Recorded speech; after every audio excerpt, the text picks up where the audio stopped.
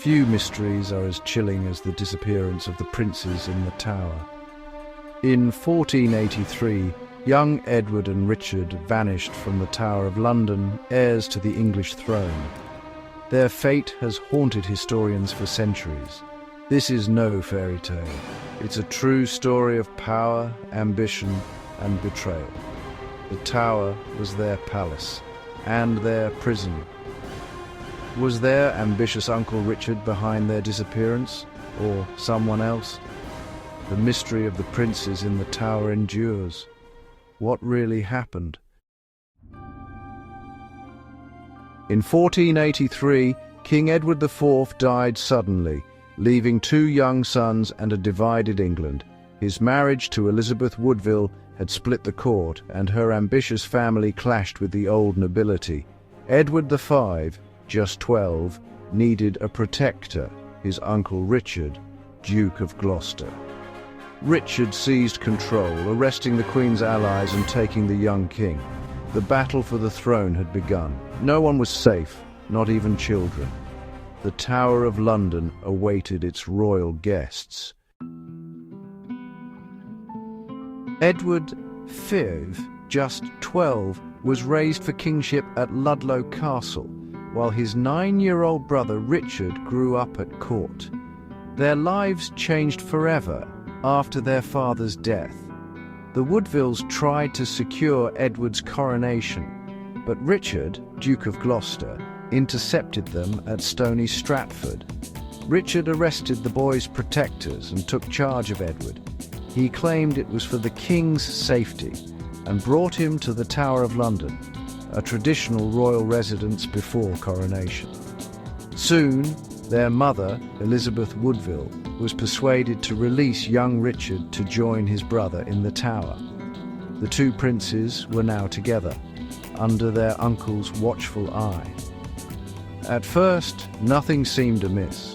The Tower was both palace and fortress. But for Edward and Richard, it would become a prison. Their presence in the Tower was the key to the Yorkist dynasty's future. The fate of England rested on 2 boys behind stone walls. The world outside was swirling with intrigue and danger.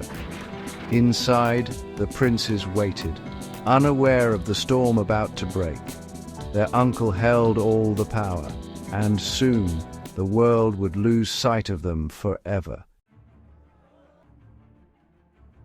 With both princes in the Tower, Richard, Duke of Gloucester, was in control.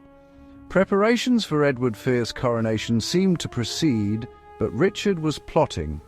Suddenly, a sermon declared Edward IV's children illegitimate, citing a pre-contract with Lady Eleanor Butler. Parliament, under Richard's influence, declared the princes bastards. Richard was offered the crown and accepted, becoming King Richard III. The boy king was stripped of his title. His brother, too, was disinherited. Richard justified his actions as saving England from chaos, but many were uneasy. 2 boys, once heirs, were now prisoners, and a threat to the new king. Richard's rise was swift and ruthless. The fate of the princes was now a dangerous secret. The kingdom watched, uneasy, as Richard III took the throne, and the princes faded from public view. After Richard III's coronation, the princes were seen less and less. Reports described them playing in the gardens, then glimpsed only at windows, then nothing. By summer 1483, they vanished from the record. No official statement explained their absence. Rumors of murder spread quickly, fueling suspicion and outrage. Richard's government remained silent, a political blunder that haunted his reign.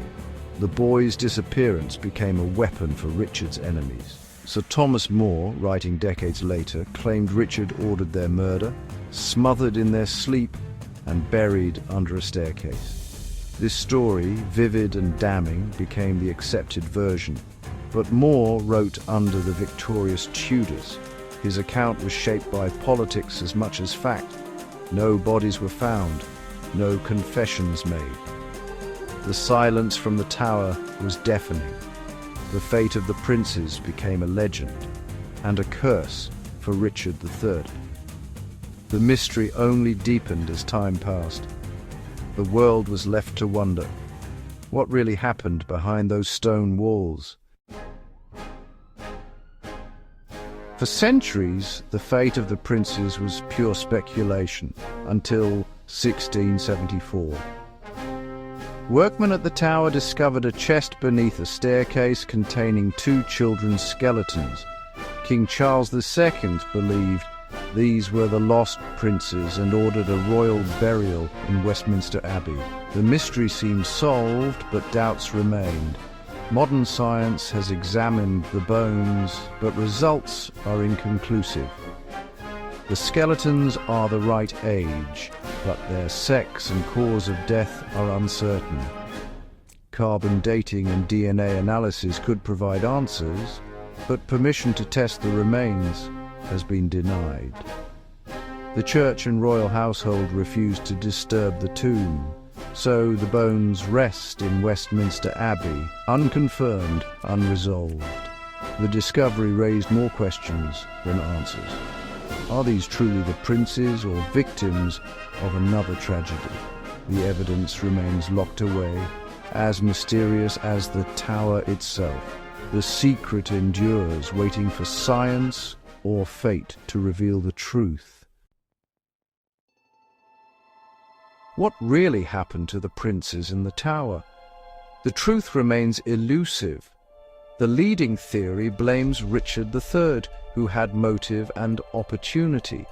Shakespeare immortalized him as the villain, but evidence is circumstantial. Some historians defend Richard, suggesting other suspects, like Henry Stafford, Duke of Buckingham, or even Henry Tudor. Did Buckingham act alone, or did Tudor eliminate the princes after seizing the throne? There's even the romantic idea that one or both princes survived, inspiring impostors like Perkin Warbeck. Most believe these were pretenders, but the hope of survival kept the legend alive. The mystery persists because the evidence is scarce and tainted by propaganda. We're left with rumors, biased accounts, and a box of unidentified bones. Every generation re-examines the case, searching for answers. The story forces us to question power, justice, and the writing of history. Did a ruthless uncle kill his nephews, or was he the victim of a smear campaign? The silence from the tower echoes through the centuries. What do you believe happened to the princes in the tower?